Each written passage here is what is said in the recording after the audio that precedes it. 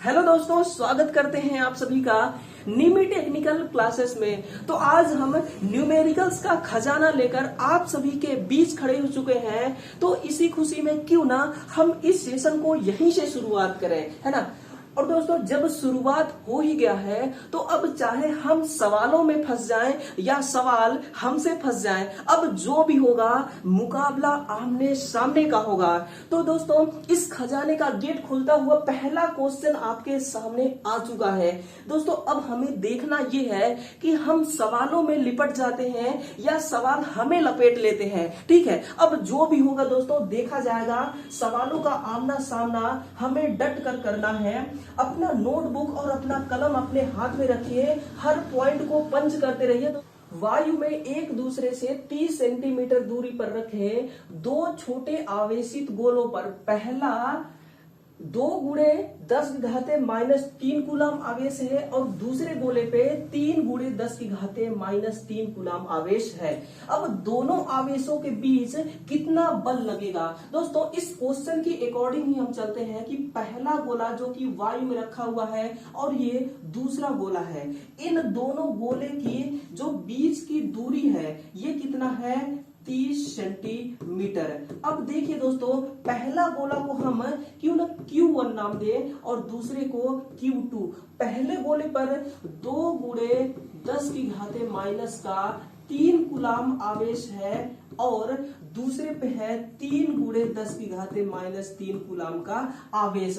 इन दोनों के बीच फोर्स कितना लगेगा, बल कितना लगेगा? अब देखना दोस्तों, बल ज्ञात करने के लिए एक फॉर्मूला है, F बराबर K Q1 गुणे Q2 बटे R का स्क्वायर। यही दोस्तों, यही फॉर्मूला हमें इस क्वेश्चन के आंसर तक ले जाने वाला है। अब देखिए, ये जो K है ना, इस K का मान होता है 9 गुणे 10 की घाते 9। इस आपको मान को ध्यान में रखना होगा। अब इस फॉर्मूला के अकॉर्डिंग दोस्तों हम इनके मानों को सेट करते हैं। पहला K का मान दे रखा है 9 गुणे 10 की घाते 9 गुणे Q1 का मान है 2 गुणे 10 की घाते -3 और Q2 का मान है 3 गुणे 10 की घाते -3।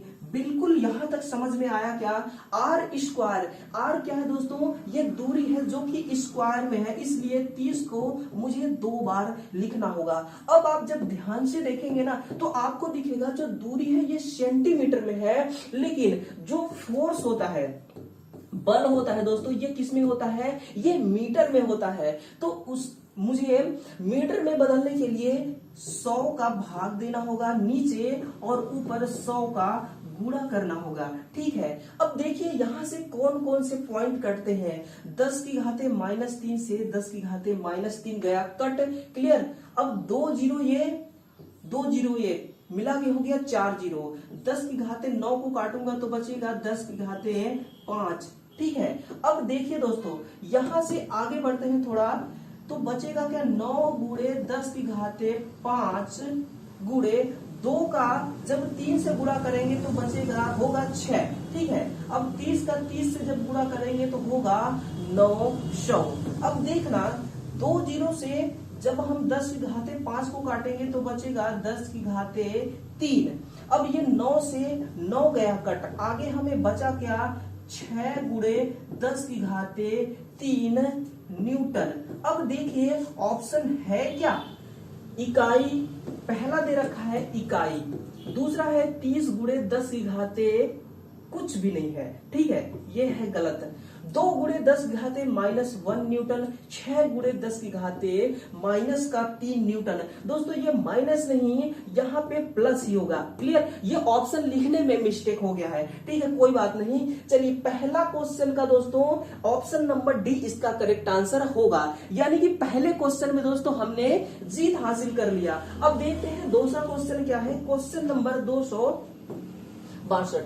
करंट प्रेजेंटिंग उपकरण में डिफ्लेक्टिंग टॉर्क 25 से घटकर 5 तक चला जाता है। यदि करंट प्रेजेंटिंग उपकरण में 8 ओम का रेजिस्टेंस संयोजित है तो बताइए उपकरण का वास्तविक रेजिस्टेंस कितना होगा। बिल्कुल यूनिक सा क्वेश्चन है दोस्तों, आपको ध्यान से देखना है।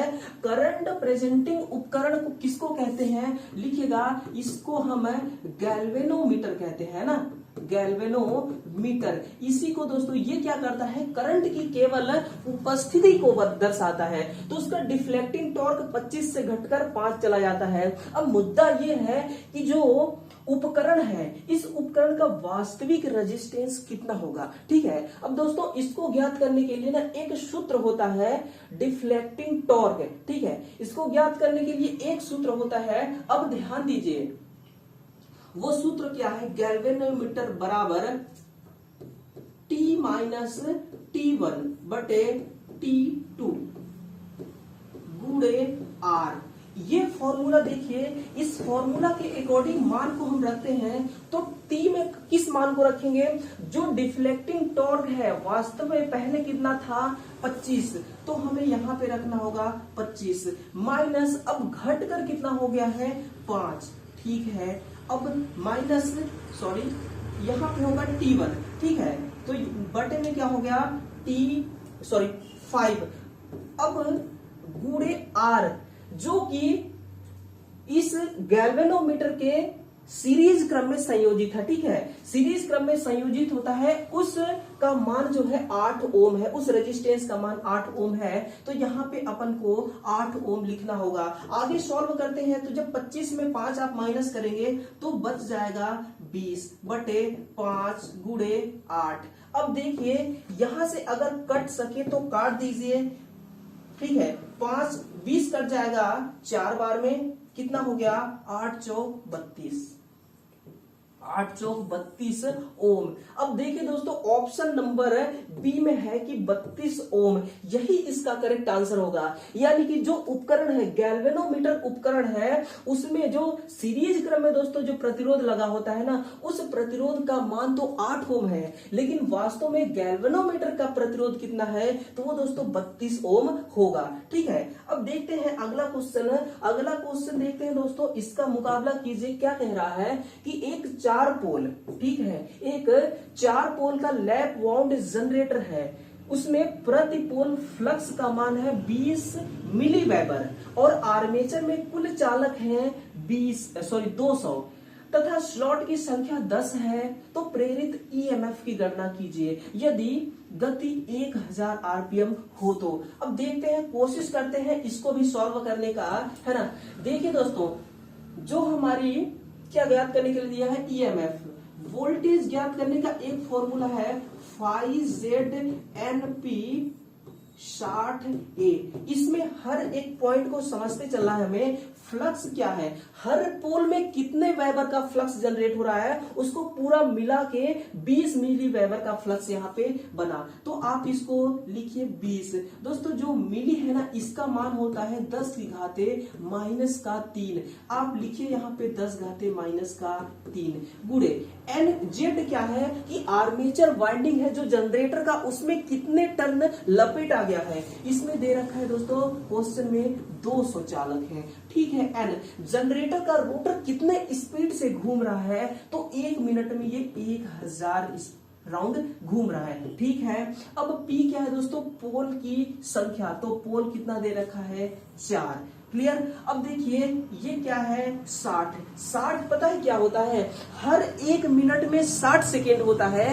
तो रोटर 1 मिनट में कितने चक्कर घूमता है, ठीक ना, ये हमें अगर पता चल जाए तो हम 1 सेकेंड में कितने चक्कर घूमेगा रोटर, वो भी हम निकाल सकते हैं। इसलिए 60 यहाँ पे रहता है। ए का मतलब होता है समांतर पाथ के रास्ते। क्लियर। अब मान लीजिए जनरेटर का ये है कार्बन ब्रुश, इस कार्बन ब्रुश में कितने तरफ से करंट का आवागमन हो रहा है, यानी कि कितने तरफ से ये करंट कार्बन ब्रुश की ओर जा रहे हैं, वही होता है ए, जिसको कहते हैं समांतर पाथ के रास्ते। अब जब जनरेटर के आर्मेचर में लैप प्रकार का वाइंडिंग किया गया हो ना, तो दोस्तों इसमें उतने ही तरफ से करंट जाते हैं जितने जनरेटर में पोल होंगे। तो इसको हम क्या रखेंगे, यहाँ पे भी हम 4 रखने वाले हैं। अब देखिए क्या इसमें कुछ कट सकता है? बिल्कुल 4 से 4 तो कट ही जाएगा, और कुछ कटे या ना कटे। 10 की घाते -3 से 1000 कट जाएगा। अब चलिए एक जीरो से मैं ये एक जीरो कट कर देता हूं। अब देखिए जब 2 का 2 से गुणा करेंगे तो होगा 4, एक जीरो और ये एक जीरो, हो गया 400। ठीक है, अब बचेगा नीचे कितना? 6। इसको आप भाग देंगे तो कितने बार जाएगा? 6 छका 36। ठीक है, 36 बचेगा 4, ये एक जीरो फिर हो जाएगा 40। फिर मुझे 6 बार भाग देना होगा तो ये फिर कट जाएगा, बचेगा 4। भाग नहीं जाएगा तो लगाऊंगा यहाँ पे पॉइंट, फिर 6 बार। कहने का मतलब दोस्तों ये 6 अब जाता रहेगा। ठीक ना। अब ऑप्शन देखिए किसमें करेक्ट आंसर दिख रहा है? 6 गुणे 6 वोल्ट। अगर आपने गुणा भाग में दोस्तों जरा सा भी मिस्टेक किया ना तो पक्का है आंसर गलत आएगा। ठीक है, अब देखिए क्योंकि ऑप्शन ही इसी प्रकार के हैं, ये भी गलत, ये भी गलत, 66.69 ये भी गलत। ऑप्शन नंबर ई इसका करेक्ट आंसर है ना। यानी कि जो प्रेरित वोल्टेज है वो कितना होगा दोस्तों? 66 वोल्टेज। लेकिन प्रेरित वोल्टेज कहने का मतलब है कि जो उत्पन्न हो रहा है वोल्टेज है ना, वो कितना होगा? वो 66 वोल्टेज उत्पन्न होने वाला है। अगला देखना 264 नंबर का क्वेश्चन है दोस्तों, हाई लेवल का क्वेश्चन है, आप देखते चलिए। पहला 264 नंबर का क्वेश्चन है कि 20 मीटर लंबे केबल में 1 वर्ग मिलीमीटर का क्रॉस सेक्शनल एरिया, ठीक है, और 4 ओम का प्रतिरोध है, तो केबल में चालकता कितनी होगी? दोस्तों देखना है कि केबल में चालकता कितनी होगी। जो चालकता होता है इसको हम सिग्मा और साइमन इसका प्रतीक होता है। ठीक है, तो हम सिग्मा को ही लेके चलते हैं। सिग्मा बराबर 1/ρ, सिग्मा बराबर 1/ρ, ये फॉर्मूला है चालकता ज्ञात करने के लिए। अब देखिए मुझे अगर रो निकालना है तो एक फॉर्मूला होता है R बराबर rho into L by A। अब यहां से आप रो निकालिए तो क्या फॉर्मूला बनेगा? L/R into A।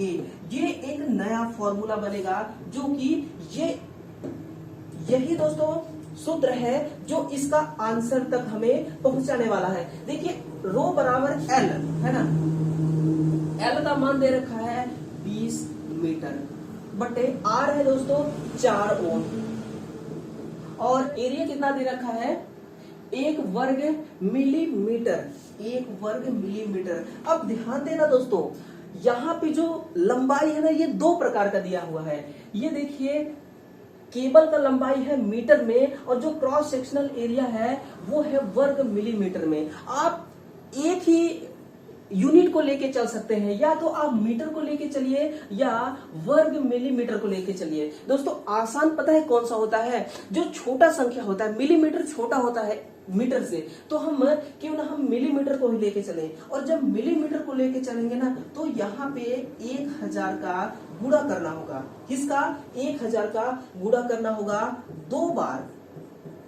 अब ये 2 बार क्यों? क्योंकि दोस्तों यहाँ पे लिखा है वर्ग मिलीमीटर। ठीक है, तो 2 बार गुणा करना होगा। अब देखिएगा जब मैं इस 1000 को ऊपर ले जाऊंगा और इस 1000 को भी ऊपर ले जाऊंगा तो क्या बनेगा? 20 गुणे 1000 गुणे 1000। ठीक है, अब नीचे क्या बचा? 4/1। क्लियर है? अब इसको सॉल्व करते हैं। क्या ये कटेगा? बिल्कुल 4 पंचे 20, तो ऊपर क्या बचा? 5 गुणे 1 2 3 1 2 3। ठीक है, और नीचे बचा दोस्तों 1, मतलब 1 का कोई वैल्यू नहीं है, आप इसका भाग देंगे तो उतना ही जाएगा। ठीक है ना। अब इसको आप जब कैलकुलेट करेंगे दोस्तों तो कुछ नहीं वही आएगा जो लिखा हुआ है। इसको जब आप पढ़ेंगे तो कितना? ये 50 लाख साइमन मीटर होगा। ऑप्शन दे रखा है क्या? बिल्कुल नहीं है दोस्तों, 50 लाख वाला कोई भी ऑप्शन नहीं है। तो इसको हम क्या लिख सकते हैं? ध्यान देना दोस्तों, यहाँ पे ना एक है ऑप्शन बी नंबर में M। इस M का मतलब है मेगा, और मेगा का जो मान होता है वो 10 की घाते 6 होता है, मतलब कि 6 जीरो होगा, है ना। कितना जीरो होगा, 6 जीरो। इसमें भी 1 2 3 4 5 6, तो क्यों ना हम इसको 5 मेगा साइमन प्रति मीटर लिख दें। अब ऑप्शन मैच कीजिए, ऑप्शन बी मैच हो गया, ठीक है। तो इसका करेक्ट जो आंसर है दोस्तों, कितना केबल की चालकता होगी, 5 मेगा साइमन प्रति मीटर। 1 मीटर में कितना चालकता होगा, 5 मेगा, जो कि बहुत अच्छी बात है, ठीक है ना। क्योंकि दोस्तों जो रेजिस्टेंस है ये कम है, इसलिए इतना अधिक चालकता इसका हो गया। अगला क्वेश्चन देखते हैं कि 265 नंबर का, कि एक ट्रांसफार्मर है जिसमें 500 प्राइमरी टर्न और 200 सेकेंडरी टर्न है। ध्यान दे दी चलना है, ठीक है। 500 प्राइमरी टर्न में और 200 सेकेंडरी टर्न में उसे 120 वोल्ट की आपूर्ति दी जाती है, जो कि सप्लाई वोल्टेज है, ठीक ना। सेकेंडरी का पूर्ण वोल्टेज और सेकेंडरी के प्रति टर्न में वोल्टेज कितना होगा, हमसे इतना बारीकी तरीके से पूछा गया है दोस्तों। हर एक पॉइंट के बारे में देखते हैं कि पहला जो ट्रांसफार्मर है, अब देखिएगा प्राइमरी वाइंडिंग में कितना है, 500, सेकेंडरी में 200। हमें दोस्तों सेकेंडरी का पूर्ण वोल्टेज, यानी कि जो सेकेंडरी में 200 टर्न है, इस 200 टर्न का टोटल वोल्टेज कितना होगा। तो हमें ज्ञात करने के लिए एक फॉर्मूला लगाना है, N2 बटा N1 बराबर V2 बटा V1। अब देखते हैं ये फॉर्मूला कहां तक हमें ले जाता है। N2 सेकेंडरी में टर्न है 200, प्राइमरी में है 500, और सेकेंडरी वोल्टेज को तो हमें ज्ञात करना है सेकेंड वाइंडिंग का, और प्राइमरी वोल्टेज है दोस्तों 120 वोल्टेज। अब इसको क्या करना होता है पता है, इसको ना आप तिर्यक गुणा कर दीजिए, सब कहानी हो जाएगा खत्म। यानी कि 500 V2 बराबर 12 दूना 24। अब यहाँ पे 1 जीरो, यहाँ पे है 2 जीरो, तो हो जाएगा ये 24,000। V2 बराबर दोस्तों 24,000 बटा 500। अब देखिए इसमें से 2 जीरो, तो 2 जीरो से 2 जीरो कैंसिल हो गया, ठीक है।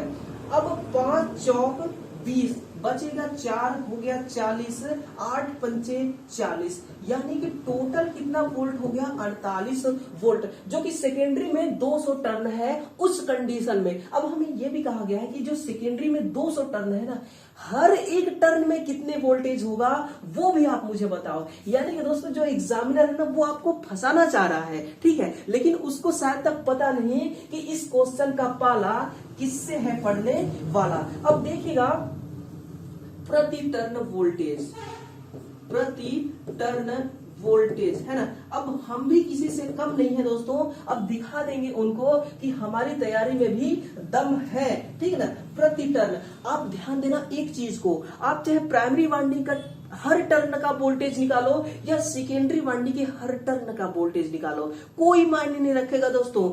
जो वोल्टेज प्राइमरी वाइंडिंग के हर टर्न का आएगा वही वोल्टेज सेकेंडरी वाइंडिंग का भी आएगा, ठीक है। लेकिन हम पहले वाइंडिंग का ही निकालते हैं, तो V1 माइनस N1। देखिए प्राइमरी में वोल्टेज कितना है, 120 वोल्ट, ठीक है, 120 वोल्ट बटे N1। इसमें टर्न कितना है, 200, प्राइमरी टर्न 500 है, ठीक है, बराबर। अब 1 जीरो से तो ये 1 जीरो कट ही जाएगा। अब 50 का भाग जाएगा क्या, 12 में नहीं, तो जीरो लगाऊंगा तो फिर ये 120 हो जाएगा। 5 को मैं 2 बार भाग दूंगा दोस्तों, 50 का तो हो जाएगा 100, ठीक है, बचेगा कितना, 20। अब फिर भाग जाएगा नहीं, तो 1 जीरो लगाऊंगा तो 5 चौक 50 चौके 200, यानी कि 0.24 प्रति टर्न वोल्टेज। यानी कि जो दोस्तों ये टर्न है ना, एक टर्न में कितना वोल्टेज होगा, 0.24 वोल्टेज। यही दोस्तों वोल्टेज आना चाहिए सेकेंडरी में भी, तो क्यों ना हम चेक करें। तो जब चेक करते हैं तो फॉर्मूला सेट करना होगा, और सेकेंडरी में जो वोल्टेज है ना कितना आया है, 48 वोल्ट। अगर चेक करने के दौरान यही दोस्तों मान नहीं आया तो समझिए कि हमारा आंसर गलत है। N2 का मान कितना है, N2 में दोस्तों 200 टर्न है, 200। अब देखिए भाग तो जाने वाला है नहीं, लगाऊंगा 0, ठीक है, तो हो जाएगा ये 480। अब 200 का आप जब 2 बार गुणा करेंगे तो हो जाएगा 400, बचेगा कितना, 80 भाग नहीं जाएगा तो फिर एक जीरो लगाऊंगा। अब 4 बार में तो भाग चला ही जाएगा। तो प्रति टर्न वोल्टेज यानी कि देखिए प्राइमरी और सेकेंडरी में दोनों वोल्टेज का मान कितना है 0.24 0.24 यानी कि आंसर सही है। लेकिन हम इसको रीचेक करते हैं, रिफिल्टर करते हैं दोबारा। दोस्तों रीचेक करने पे ना हमारा 48 वोल्ट आना चाहिए। किस कंडीशन में कि 0.24 प्रति टर्न और सेकेंडरी वाइंडिंग में जो टोटल टर्न 200 है इनको मल्टीप्लाई करने पे 48 वोल्ट आना चाहिए। अब देखते हैं वही आता है कि नहीं। 0.24 गुणे 200 इसको आप गुणा कीजिए। ठीक है, जब गुणा करेंगे दोस्तों तो ये पहले पॉइंट काटिए, नीचे आएगा 100 तो क्यों ना 2 जीरो से ये 2 जीरो कट जाएगा। क्लियर, अब ये तो कट ही गया है। 24 दूने 48 वोल्ट यानी कि दोस्तों किसी भी एंगल से इसको सॉल्व कीजिए, हर एंगल से हमारा आंसर सही है। यानी कि इसका जो करेक्ट आंसर है कौन सा हो जाएगा 500 volt 84 volt 200 volt 55 48। Option number ई दोस्तों इसका सही आंसर है कि टोटल 48 वोल्ट होगा और हर टर्न पे 0.24 वोल्ट होगा। ठीक है, तो चलिए हम क्यों ना 266 नंबर क्वेश्चन को सॉल्व करें। देखते हैं दोस्तों 266 एक प्रोनी ब्रेक भुजा की लंबाई 0.2 मीटर है। समझ में आया क्या? ब्रेक द्वारा पुली पर 50 केजी का भार लगता है। ठीक है ना, तो मोटर का जो उत्पन्न टॉर्क होगा वो कितना होगा? मोटर का उत्पन्न टॉर्क कितना होगा? अब देखिए दोस्तों लगता है कि इस क्वेश्चन में हम फंस जाएंगे, यानी कि क्वेश्चन हमें लपेट देगा, लेकिन हम कोशिश करेंगे। एक प्रोनी ब्रेक भुजा की लंबाई 0.2 मीटर है, ब्रेक द्वारा पुली पर 50 केजी का बल लगता है, मोटर का टॉर्क। अब ध्यान देना दोस्तों, टॉर्क जो होता है ना इसका फॉर्मूला होता है F गुणे R। क्या? F गुणे R। F क्या है?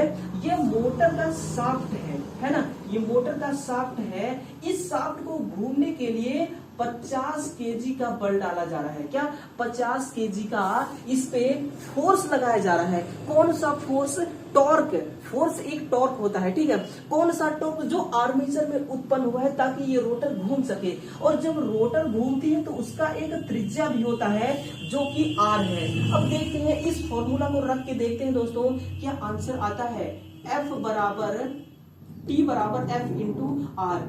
फोर्स कितना है 50 केजी का, गुणे त्रिज्या कितना दे रखा है 0.2 मीटर। 0.2 मीटर। अब दोस्तों हम क्यों ना 0 को काटिए तो नीचे आएगा 10 और 10 से अब कट जाएगा 5 बार में 50 कितना आया 5 दूनी 10 किलोग्राम 10 किलोग्राम मीटर। अब ये किलोग्राम मीटर कहां से आया इसको थोड़ा जानिए दोस्तों। ये जो हमारी फोर्स है ना ताकत ये किस में होगा केजी में है। ठीक है, तो केजी हो गया। और जो रेडियस होता है त्रिज्या ये हमेशा मीटर में होता है, तो वहां से आया किलोग्राम मीटर। लेकिन सारे ऑप्शन न्यूटन मीटर में है, अब फंसने का चांस है। ठीक है, तो देखिए जो 1 केजी मीटर बराबर 9.81 न्यूटन मीटर होता है ना। अब देखिएगा, अब जब आप 9.81 गुणे 10 का आप गुणा करेंगे तो कितना आएगा देखते हैं। आंसर आएगा, पॉइंट काटिए, नीचे आएगा 100। ठीक है, ये कट जाएगा 10 दाहम 100, 10 से कट गया। ठीक है, 981/10 बिल्कुल दोस्तों। देखते हैं जब इसको भाग देंगे ना तो पीछे से एक संख्या के बाद आप पॉइंट लगा दीजिए। अब आएगा 98.1 न्यूटन मीटर। अब ऑप्शन का मिलान कीजिए, 89 मीटर। कितना है? ए है 89 मीटर, गलत। 50 मीटर 100 मीटर 98.1 मीटर। दोस्तों कोशिश करने वालों की ना कभी भी हार नहीं होती, ये सवाल हमें ये सिखा गया। ठीक है, मुझे भी नहीं पता था कि इसका आंसर मैं ला भी पाऊंगा या नहीं, लेकिन कोई बात नहीं दोस्तों। जब तक आपका साथ है ना मैं कोई भी चीज हार नहीं सकता। 267 नंबर का देखिए कि डीसी सीरीज मोटर के आर्मेचर धारा में 20% की कमी कर दिया जाए तो टॉर्क में कितना कमी हो जाएगा। बहुत ही सिंपल सा क्वेश्चन है।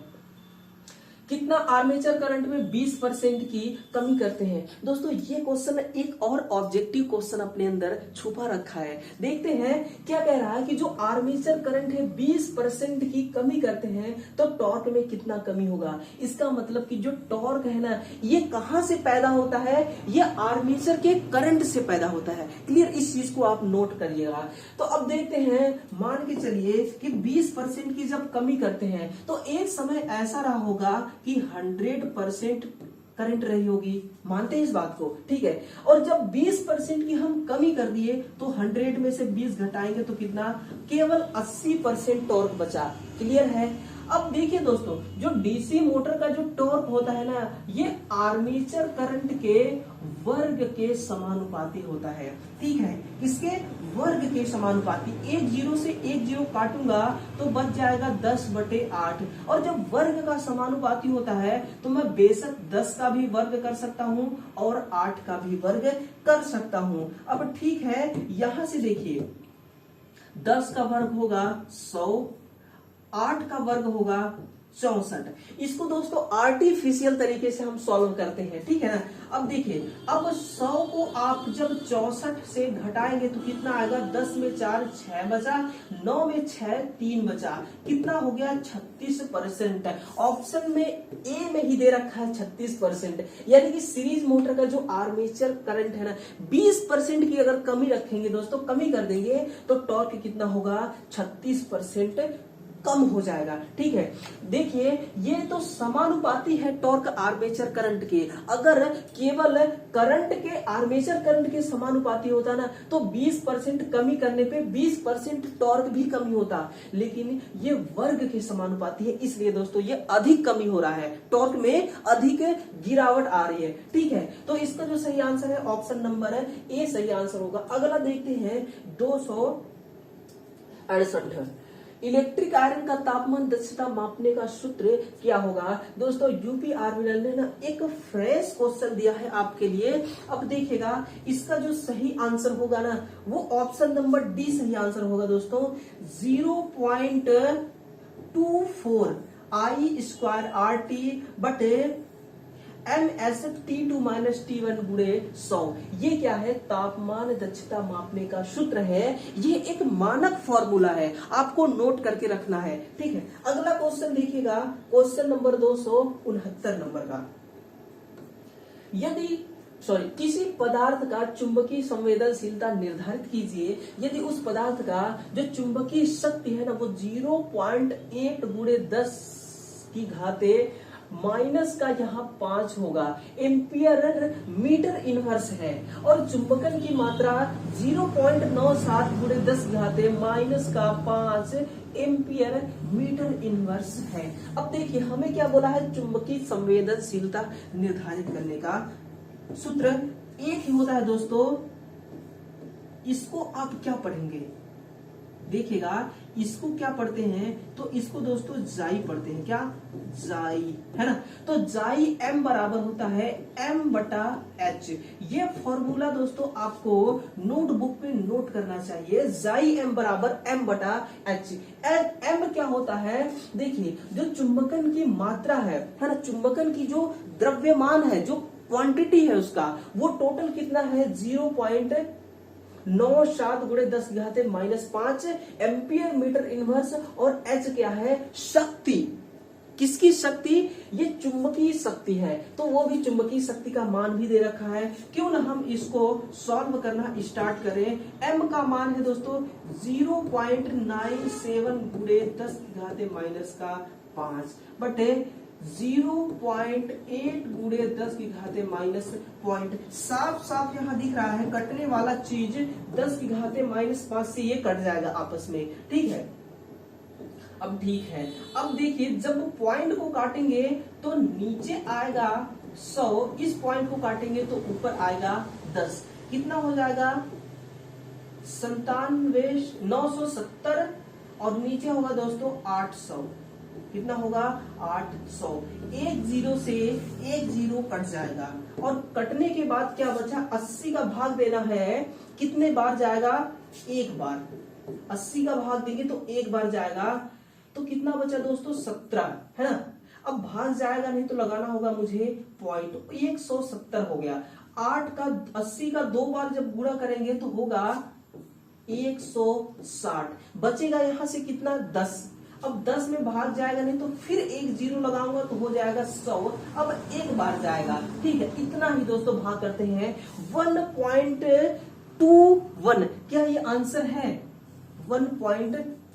बिल्कुल ऑप्शन नंबर ए को आप गौर से देखिए, 1.21 एम्पियर मीटर इनवर्स, ये करेक्ट आंसर है हमारा। Option number A 269 number question का आंसर ए हो जाएगा। ठीक है, तो चलिए इसी सिलसिले में आगे बढ़ते हैं, जो कि इस क्लास का लास्ट क्वेश्चन भी होगा। देखिएगा पहला, 120 वोल्ट 12 एम्पियर के 60 साइकिल वाले एसी सर्किट में ट्रू पावर वैल्यू क्या होगा। पावर ज्ञात करने का एक फॉर्मूला होता है V इंटू आई। यहां से वोल्टेज और करंट को मल्टीप्लाई कर दीजिए, तुरंत आ जाएगा पावर का मान। लेकिन दोस्तों फॉर्मूला तो यही रहेगा, लेकिन इसका तरीका अलग है, क्योंकि हमें ट्रू पावर वैल्यू ज्ञात करना है। इसलिए P बराबर VRMS गुणे IRMS लिखना होगा। ठीक है, अब ये फॉर्मूला के अकॉर्डिंग हम जब मानों को लगाएंगे तो देखिए दोस्तों, जो VRMS होता है ना, इसका मान होता है VM बटा अंडर रूट का 2। ठीक है, और जब IRMS हम ज्ञात करेंगे तो यहां पे सूत्र होगा IM बटा अंडर रूट 2।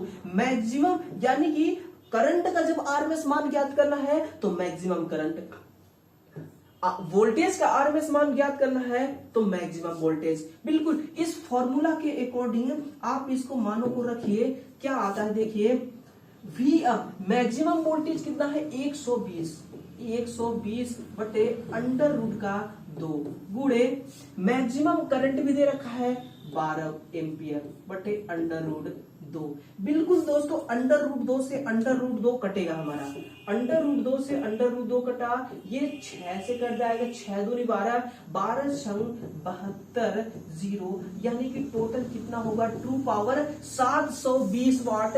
120 720, बिल्कुल ऑप्शन डी दोस्तों करेक्ट आंसर होने वाला है। क्लियर, समझ में आया क्या? हर क्वेश्चन दोस्तों कितना पावरफुल था ना, मजा ही आ गया। लेकिन दोस्तों इस क्लास को कंप्लीट करने के बाद हमें यह पता चला कि जब सामना आमने सामने का हो ना, तो अगर दोस्तों कॉन्फिडेंस अपने अंदर हो, अपने अंदर अगर कॉन्फिडेंस हो तो दोस्तों जीत हमेशा अपनी ही होती है। क्लियर, चलिए